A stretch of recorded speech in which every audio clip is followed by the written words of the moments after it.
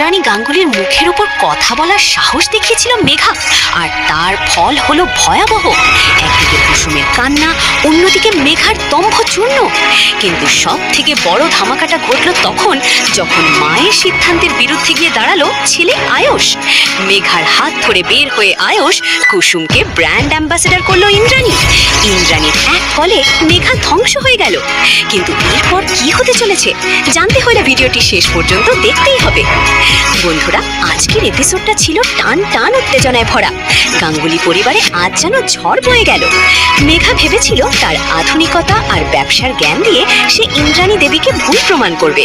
সে কুসুমকে বারবার অপমান করে বোঝাতে চাইল যে কুসুম ব্র্যান্ড অ্যাম্বাসেডর হবার যোগ্য নয়। কিন্তু ইন্দ্রাণী দেবী কাঁচা খেলোয়াড় নন। তিনি শান্ত মাথায় এমন এক চাল চাললেন যা কেউ কল্পনাও করতে পারেনি।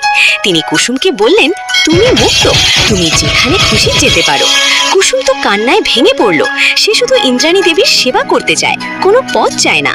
ঠিক সেই মুহূর্তে পরিস্থিতি আরো জটিল হয়ে ওঠে যখন আয়ুষ মাঝখানে চলে আসে। সে মায়ের সিদ্ধান্তের বিরোধিতা করে মেঘার পক্ষ নেয়।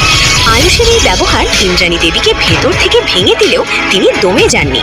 আর তখনই ঘটে আসল ঘটনা। মেঘার হাত ধরে বের হয়ে আয়ুষ কুসুমকে ব্র্যান্ড অ্যাম্বাসেডর করলো ইন্দ্রাণী। ইন্দ্রাণীর এক কলে মেঘা ধ্বংস হয়ে গেল। হ্যাঁ বন্ধুরা, ইন্দ্রাণী দেবীর এক ইশারায় মেঘার অফিসে রেড পড়লো, তার বাড়ি ভাঙার নোটিশ এলো।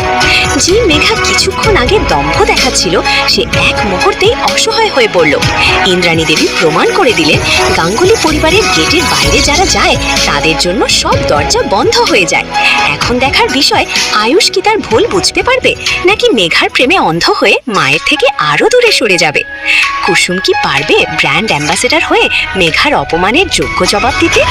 বন্ধুরা, আপনাদের কি মনে হয়, কুসুমের সরলতা জিতবে নাকি মেঘার ষড়যন্ত্র? কমেন্ট করে অবশ্যই জানান আপনাদের মতামত।